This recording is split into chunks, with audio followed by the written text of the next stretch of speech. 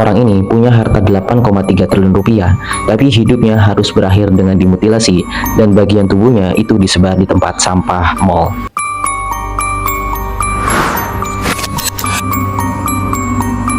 Kalian kalau punya harta sebanyak itu mau dibeliin apa?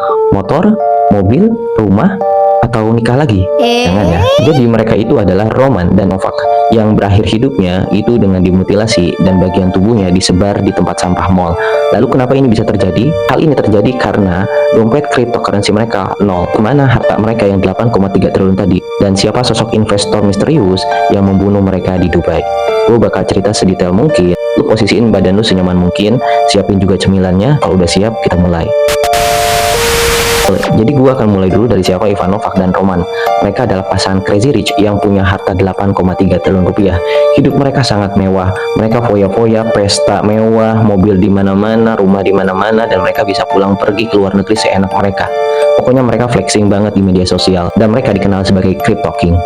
Nah, mereka punya harta sebanyak itu dari bisnis cryptocurrency atau dari aplikasi yang mereka kembangkan, dan ternyata itu bodong. Dan kita bisa tahu harta 8,3 triliun itu hasil dari mereka membodohi orang-orang untuk menggunakan aplikasi bodong itu. Tapi bro, kalau mereka hanya membodohi orang biasa, mungkin mereka hanya akan berakhir di penjara. Tapi kalau mereka membodohi orang yang punya koneksi dengan komunitas kegelapan, sama aja kayak mereka menggali kubur sendiri.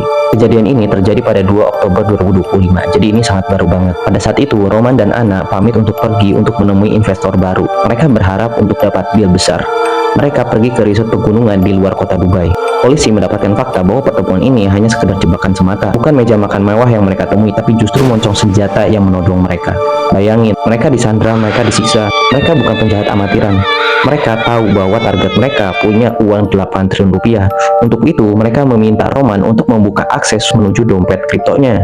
Namun, ketika mereka buka, dompetnya kosong. Bayangin, gara-gara lu flexing punya harta banyak, lalu jadi incaran penjahat, dan dimana penjahat pengen ngerampas itu, dan ketika dibuka ternyata itu kosong, tidak ada apa-apa. Disitulah kemarahan dari penjahat-penjahat itu.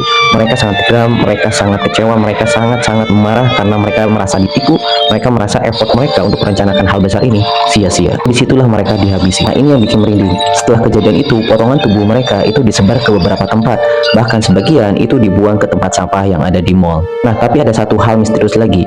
Tiba-tiba pada 4 Oktober, jadi 2 hari setelah kejadian, itu polisi menemukan ada sinyal dari handphone Roman dan Anna, tapi posisinya di Kofton di Afrika Selatan, jauh banget dari Dubai. Setelah informasi itu menyebar, polisi Rusia pun langsung mendatangi lokasi. Ternyata Roman sebelumnya sudah punya catatan kriminal di sana, dan dia sempat juga dipenjara setelah mencuri duit investor. Dalam kejadian itu ada 8 orang yang akhirnya ditahan. Salah satunya adalah mantan investor dan menteri dalam negeri Rusia. Gila nggak? Ini bukan hanya sekedar perampokan biasa, tapi ini adalah misi balas dendam dari orang yang punya kuasa. Roman dan Anna mungkin berpikir dia bisa lari dari orang-orang yang udah dia tipu.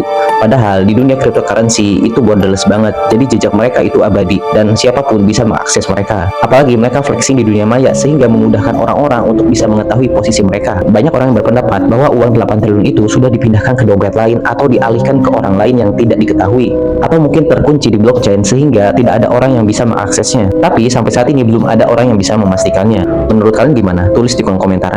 Dan kalau kalian suka atau ada referensi yang perlu gue ceritain nanti di season berikutnya, tulis aja di kolom komentar.